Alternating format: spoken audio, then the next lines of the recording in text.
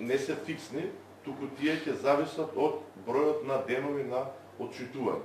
Например, ако првиот блок е 270 киловат-часови, вообичаено е да се прочита на 30 дена. Тие 210 киловат-часови се делат со 30 дена и се добива 7 киловат-часови на дневно ниво.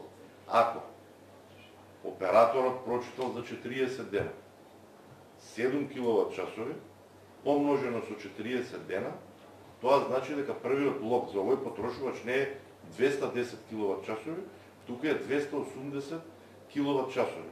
Тоа го правиме за граѓаните да немаат поплаки, нередовно ми отчитуваат, за да ме стави во блок со повисока цена.